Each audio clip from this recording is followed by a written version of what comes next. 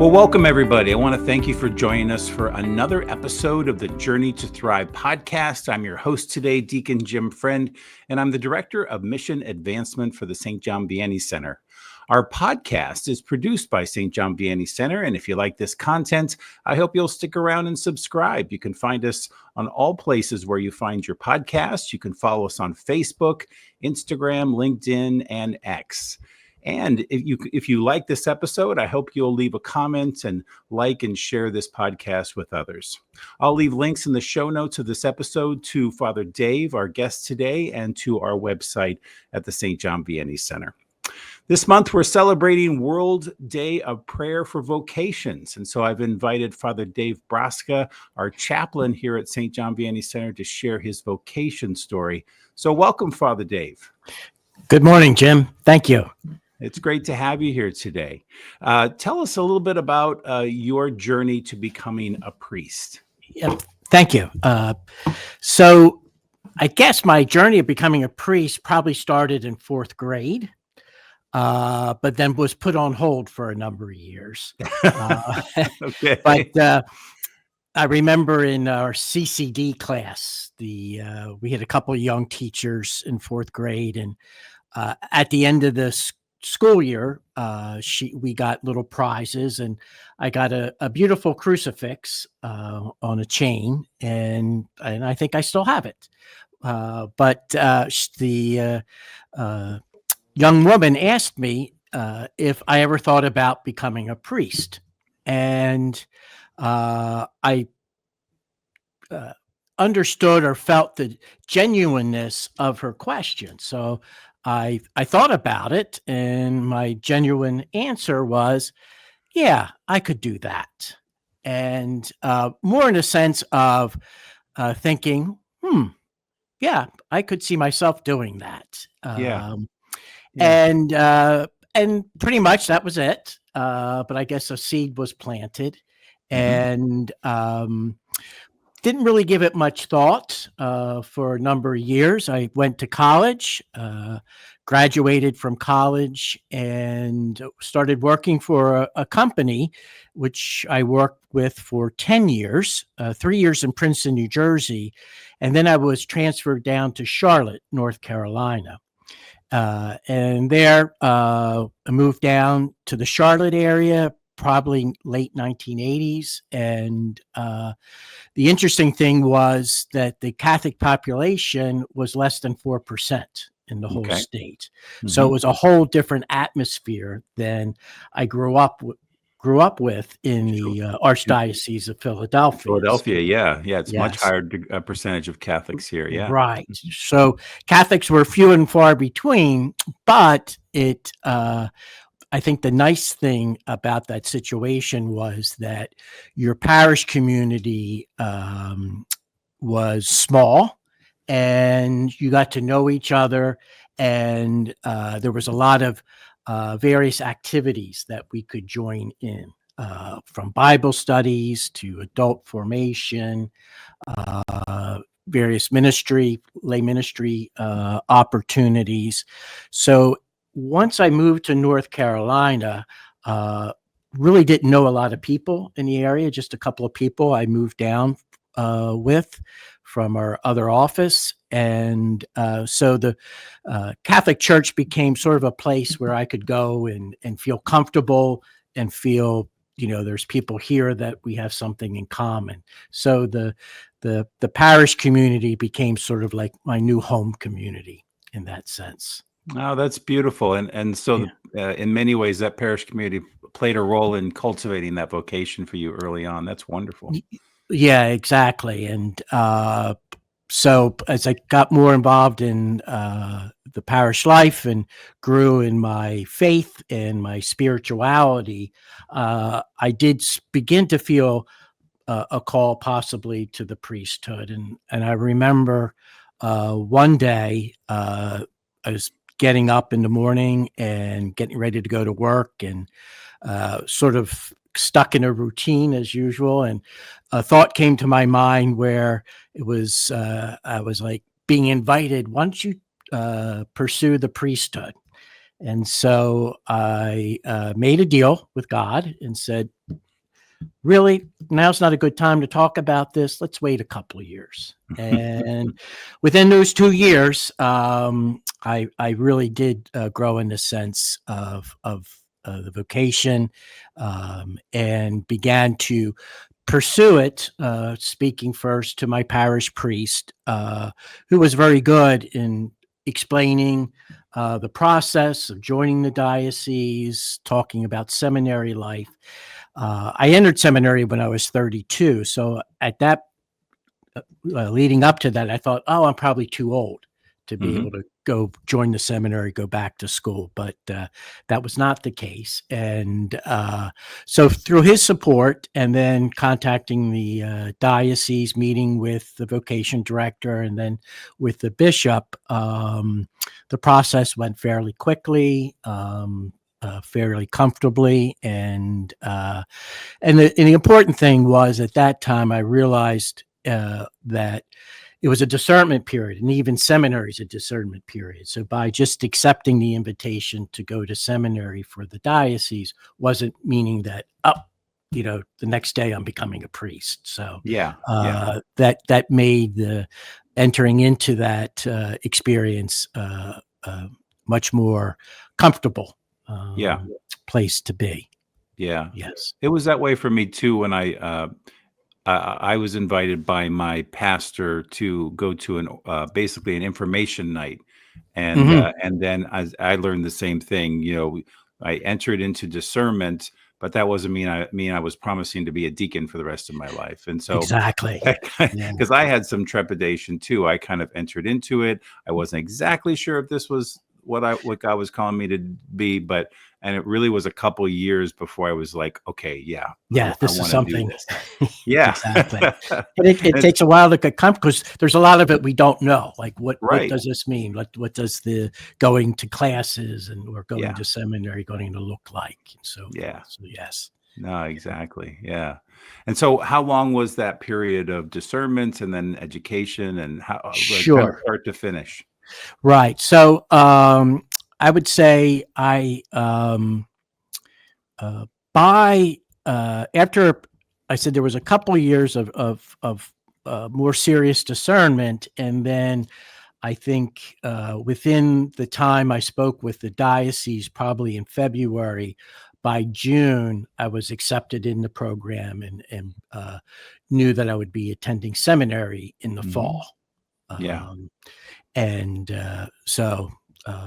So it took a while to get there, but once the ball got rolling, it moved fairly quickly. So, which was a little scary as well, but I think was a good thing. Yeah.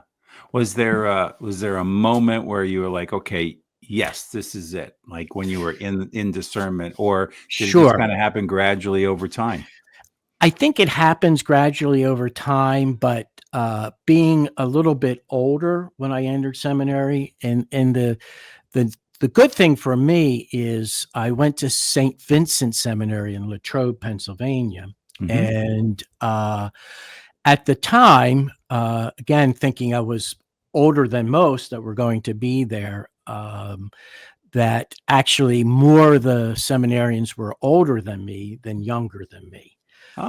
And so, like myself, most of the seminarians came from other lines of work, later vocations like myself. So we had teachers, nurses, truck drivers, the whole lawyers, the whole gambit of people coming from different aspects of life. And so that made it very settling for me and easy to settle in. And I think all of us supporting each other and feeling comfortable with each other, it didn't take long for me to feel that, yes, I'm in the right place. And ready to move forward. So how did your family and maybe even your older friends who'd known you a long time, how did they respond when they heard? Sure. My friends, most of my friends weren't real surprised. In some ways, they were surprised, but in a sense, they saw, oh yeah, you could like I thought in fourth grade, yeah, I can do this. And Yeah. so they're like, hey, you can do this. This is great. And my two sisters, brothers, and brother were supportive that way. My parents thought I was joking when I told them. They're like, "Come on, really? What are you doing?" Yeah. And so with them, they were surprised and shocked. But part of that was I had been living in North Carolina away from them in Pennsylvania for 7 years. So in many ways, they didn't see the path that I had taken. So but they were great, very supportive, still questioning it. And, but the nice thing was the Labor Day weekend, they came up to visit. So I had only been in seminary a week, and they came up to visit the place and so forth. And when they saw all the seminarians and got to meet them, interact with them, and seeing that most of them were like me, Yeah. we weren't oddballs in some ways. Right. Yeah. Like what are these people doing? So and the one of the things we had in the seminary, we had a activities lounge, and we had a refrigerator, and in that refrigerator there was beer that was always kept on hand, since all of us were over 21. Sure. So we could take a beer whenever we wanted to, which sounds a little strange. But for my parents, they saw that and were like, oh, yeah, this is a normal way of life. These are regular guys. Yeah. Right. Yeah. I'm not Yeah. going into a monastery on some mountaintop and becoming a hermit. Sure. And so and then you may say, well, why would they have beer? It's also a nice way to see how guys handle their alcohol. Yeah. So there's also something important behind that. Of course. But once they saw and experienced the seminary and the other seminarians, then they were really on board, supportive, and happy for me. So that was great. Oh, that's wonderful. That's great. And so then you were ordained a priest, and you experienced a couple of assignments. Tell us, what were some of those early assignments like?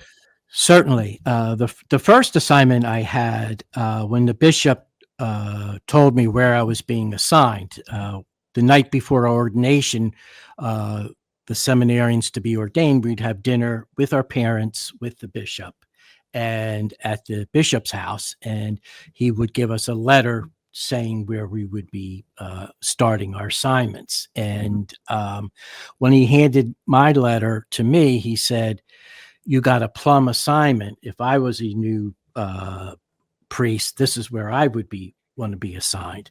Yeah. So I took the letter, and my mom said, oh, did you hear what he said? And I said, oh, he's probably saying that to everyone. She goes, no, I'm watching. He isn't.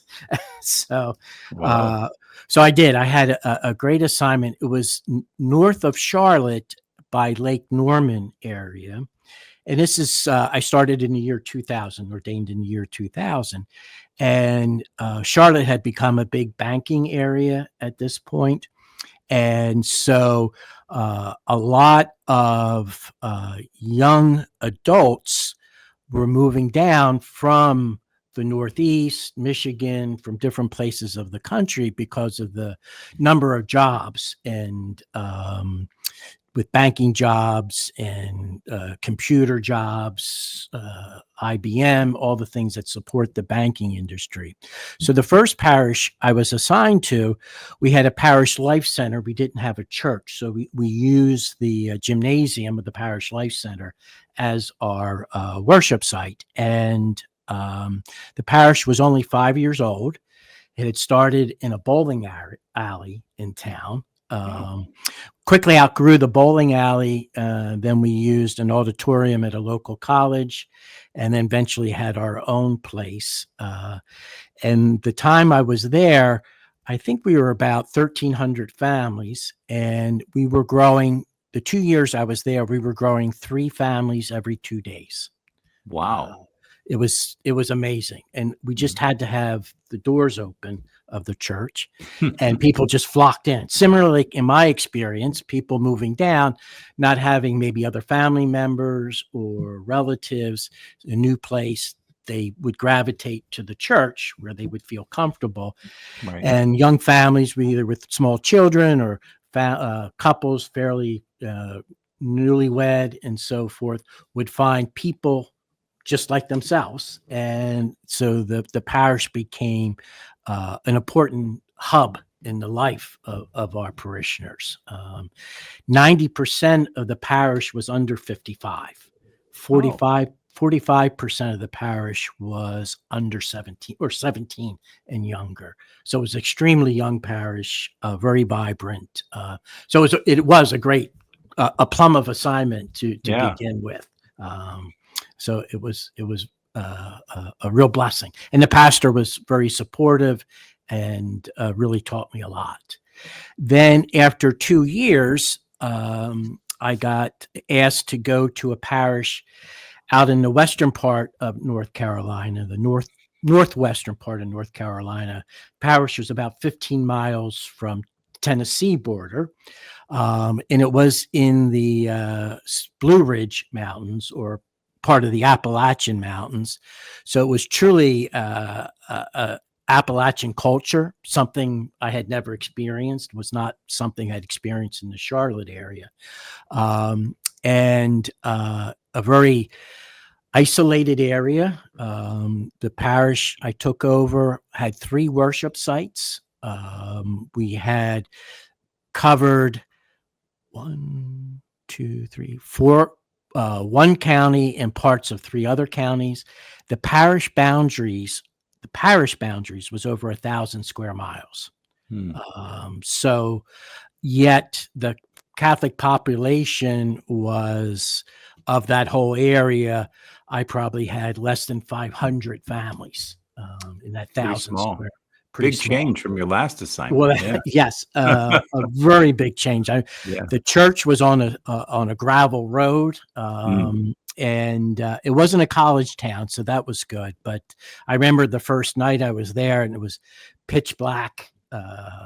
No one, within a mile around, and I had been told to make sure the trash cans were sealed and locked, because if the bears would come through and open up the trash cans. So I was like, okay, this is a whole different world that I'm used to.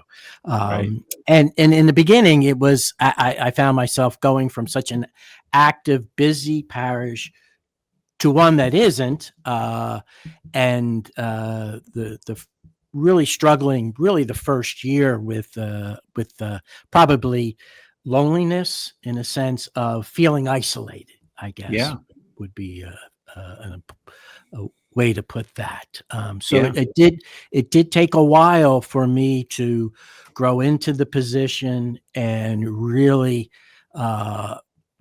be able to establish a routine for myself, and making sure I was taking care of myself physically, spiritually, mentally, and at the same time trying to manage such a sprawled out parish was quite difficult. I think after the first year, I was really surprised how difficult it was. But then after the second year, I realized that it was much easier, and I felt so much. It was many more blessings, recognizing the many blessings of that parish and the people. So I felt very privileged to have been there. So it's fortunate. Yeah. And you think that was the key, really, for you, like moving from feeling lonely and maybe a little isolated to feeling more positive about the assignment? Was it about gratitude? Was it about recognizing the blessings that you had been given in this assignment? Right. I think what it was is having some priest friends that realized how overwhelmed I was, and then affirming me that that's not unusual. and that it could be helpful to make sure you're doing spiritual support, and also started counseling. Good. And so through that, through support of my friends, through the counseling, and um, spiritual, renewing my spiritual life, not allowing, myself to get overwhelmed and run down. Um, just basically learning to understand myself and how I Yeah. react in certain situations, and maybe some, how things to better support myself. Mhm. And also to even understand my role as I really, that's where I think I really learned in many ways, understanding my role as a priest, Mm. for the parish, for the parishioners, and understanding that I'm not there to be make friends with everyone, Mhm. which is fine, but it's really, really embracing my role as their pastor, and establishing myself in that role, so that the parishioners also could appreciate this is the role of the pastor. Yeah. I think it was everyone coming together. Um, Yeah. It so, sounds but like it. yeah, so it's an extremely important part of my growth in the priesthood. Well, it sure sounds like it. Sounds like you learned a lot of lessons around Yes, self-care as well as exactly. understanding your role as a pastor and priest. And yeah, Right, that's right, and beautiful. not being afraid to ask for help, Mhm. or understanding, hey, I'm overwhelmed. I need some tools here, or I need to grow and learn some more. So Yeah. I was fortunate to have people around me that really encouraged me to do that. Yeah. Beautiful. Beautiful. Yeah. And so, what drew you here to St. John Vianney Center to be our chaplain? And what a blessing you have been. Well, thank you, Jim. I appreciate Mhm. that. Yes, it's been a great blessing for me to be here. After the assignment up in the mountains, I was fortunate enough to be invited, and I spent 6 years back at the seminary I had gone to, and was on seminary staff there, and taught there for 6 years. And then I returned to my diocese. Was pastor of a parish that had a Appalachian State, a large university, was a, an active parish again, and uh, was uh, was a great parish to be part of. And I was there for 5 years, and then a little over 10 years ago, I started to think about possibly looking for ministry back in Pennsylvania, near where I grew up. My parents were getting in their late 70s. My mom started to have some health issues. So I thought maybe take the opportunity to be able to find ministry. And then my bishop was gracious enough to let me look for ministry up in the Archdiocese of Philadelphia.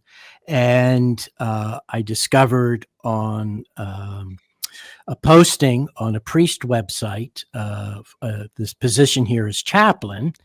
And when I went on to the site for the job position, in the description, I was like, wow, this was written just for me. It was almost as if they had taken a lot of the work I had done in seminary formation and modeled it to the chaplaincy here. Mhm. And so uh, I was, oh, this could be something. And so I applied for the position, and did a couple interviews, got to visit the facility, and I think I had come to this facility when I was teaching in a seminary for a educational program for seminary formators. So I was familiar with the setting and the place. So it wasn't something I wasn't familiar with. And just talking to the staff, the psychiatrist, the president, David Schellenberger, clinical staff, as well as those involved in the spiritual care, and that it seemed the fit was going to be could work. And so I was fortunate that they took a chance on me. And the beautiful part, it allowed me to move back and actually live with my parents. And since I'm only a half hour away from home, and have a full-time position here. And so it's been a blessing for me. And hopefully, I think it's been a blessing for the facility just to have a consistent chaplain presence, full-time chaplain presence that can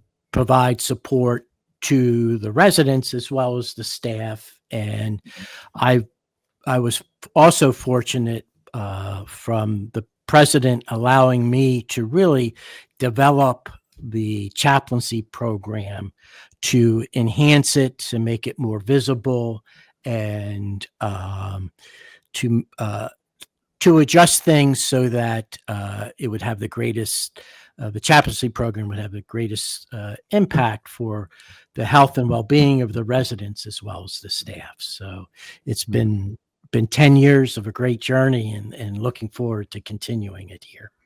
Oh, and I've only been a part of it for a few years, and it's evident to me the amazing impact that you make, not only on the residents, of course, your primary mission, but also here among the staff too, Father. So thank you for all that you do. Yeah, thank you. And that was one of the directives that the president suggested, that the chaplain be open and provide support to the staff as well, because their spiritual well-being is important for their work. And so we began to do some additional programming for the staff, whether prayer services, prayer gatherings, and things like that. So that's been a good avenue to support for our staff. Well, I think one of the great joys for all of us as staff is to be able to join you and the residents for Mass whenever we're able to, especially on Wednesdays when we have a discharge liturgy, when one of our residents is ready to go back. Yeah. It's so inspiring for all of us. It is. It's so great when during Mass, when we have the opportunity, when a resident's leaving the facility after they finish the program, and they've been here for a few months, and to be able to see their growth and their wellness and wholeness during that time period. And so when we send them off with a special blessing and they have words of farewell, it's really a facility-wide event where everyone has, whether it's housekeeping, food service, the treatment teams, spiritual care, liturgical life, activities, that all of that comes together to help provide that environment where it's really a privilege to be able to see how the residents are able to grow in their wellness and healing from whatever issues that they maybe came with, and to see their growth is heartening, and you can see through that God's work in that as well. And I think having it at Mass just sort of brings it all together in that way. God's presence and the residents' presence, and all the others there. Yeah, it's beautiful. It's beautiful. And do you hear from them after they've left us? Do they stay in touch with you from time to time? Yes. I often get letters from them talking how they're doing, or at Christmas time or Easter. And what's also nice is that often after 6 months, they may come back for a wellness check. And so I get to meet with them a couple of times and spend some time with them again and catch up, as well as having the opportunity each year when we have an alumni gathering Right. for a couple of days. I get to be part of that and have meals with the alumni and give presentation and lead morning prayers with them. So it's always a great opportunity and great time to reconnect. And it's a really joyful experience. We're very blessed to have you here, Father, and also blessed to have that resource of the chapel being open to all of us, staff and residents, Yes, 24/7. I've availed myself of that too for morning prayer and just sitting in the presence of the Blessed Sacrament. It's one of the wonderful perks of getting to it work here is. at the It center. is. And it's a great perk for me too. Yeah, I Just would have a imagine. few feet to walk and to have such a prayerful environment. And I think that's, the residents as well as staff always comment the sacredness of that space of the chapel, and that it's a safe place where they can take some quiet moments to be with God. So it's great to be part of that. Yeah, yeah. Well, I think our time's come to an end, but Father, I just want to thank you for joining us here on our podcast today and Th- for sharing your story with us. Jim, thank you very much. It's been a pleasure. Thank you for inviting me. I Yeah, appreciate it. Yeah. absolutely. And a happy World Day of Prayer for Vocations to all of our clergy, men and women, religious deacons, everyone who's celebrating this month. I hope you've enjoyed this episode. I certainly have, learning a little bit more about Father Dave's experience and his vocation. I will leave a link to St. John Vianney Center and a link to Father Dave's bio in the show notes of this episode. And again, be sure to subscribe, to follow us on social media. And if you're watching us on YouTube, give us a like and share this episode. Your support helps us to continue to spread the good news and the good work that we're doing here at St. John Vianney Center. Thanks again for listening, and may God bless you. Have a great day.